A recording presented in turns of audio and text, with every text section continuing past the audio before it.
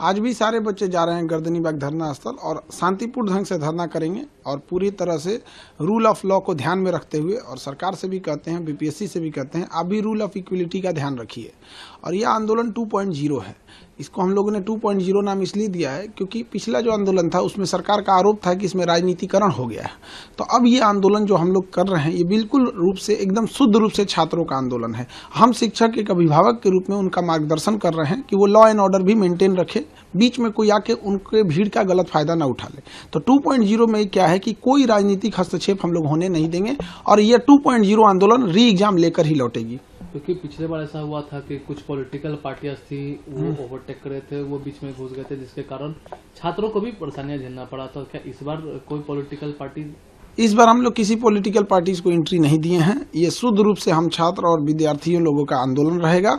और सरकार से भी विनती करते हैं, माननीय मुख्यमंत्री नीतीश कुमार हो गए या फिर जो सेक्रेटरी सर हैं दीपक सर, इन दोनों लोग से विनम्र निवेदन करते हैं कि आप लोगों के सामने हम लोग हाथ जोड़ते हैं, बच्चों के भविष्य का सवाल है, री एग्जाम ले लीजिए। ये बहुत बड़े लेवल पे धांधली हुई है, इसकी जांच करा लीजिए और री एग्जाम करा लीजिए। अभी हम लोग के पास नए नए सबूत बहुत ज्यादा मात्रा में लग रहे हैं। अभी खगड़िया और भागलपुर के सेंटर पे क्वेश्चन पे टिक लगाकर वो पास ओवर कर रहे थे। वो अब जब सीसीटीवी इंचार्ज जो था उसने इसका विरोध किया तो ज्वाइंट सेक्रेटरी कुंदन कुमार कहते हैं कि इतने बड़े एग्जाम में थोड़ा बहुत ही तो होता ही है।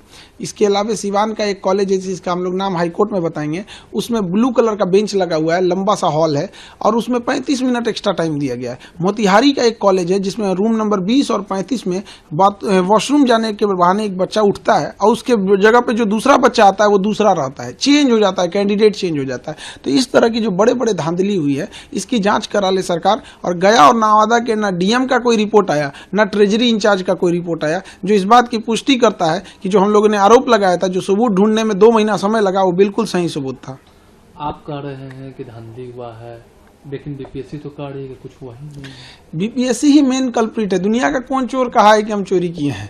उस हिसाब से न्यायालय नहीं चलती है। हम लोग के पास प्रॉपर सबूत लग गया है। वो तो कहता था कि नॉर्मलाइजेशन का नोटिस भी नहीं देंगे। नोटिस दिया कि नहीं दिया? वो तो कह रहा था बापू परीक्षा परिसर वाले सब उपद्रवी हैं, दोबारा एग्जाम लिया। इतना झूठा है, कहता है कि हम नॉर्मलाइजेशन नहीं करेंगे। अब 22 सेंटर पर दोबारा एग्जाम लेकर नॉर्मलाइजेशन थोप दिया।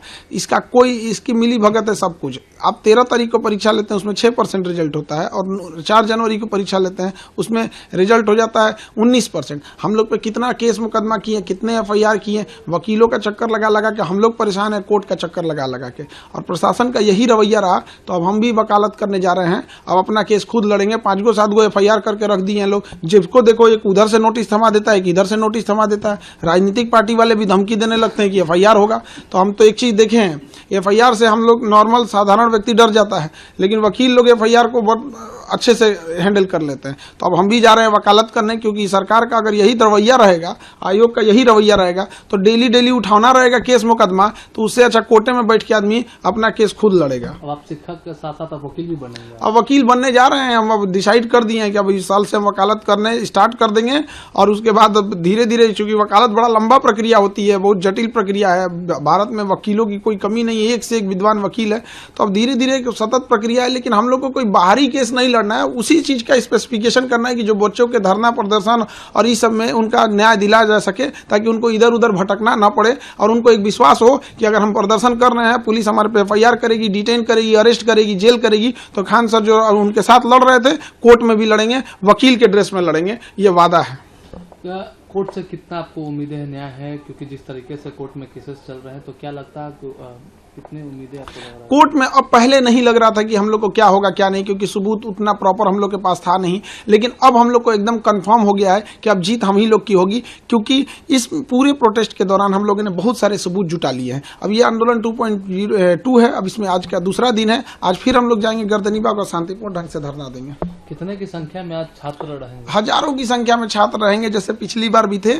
और छात्र जो है ये सीरियस स्टूडेंट है, ये सब वहां बैठ के शांतिपूर्ण धरना देंगे। और जो पहले ये कहते थे लोग कि मुट्ठी भर बच्चे हैं, कुछ लोग मजाक उड़ाते थे, आज वो सब कहने लगे हैं कि अब तो री एग्जाम होके रहेगा।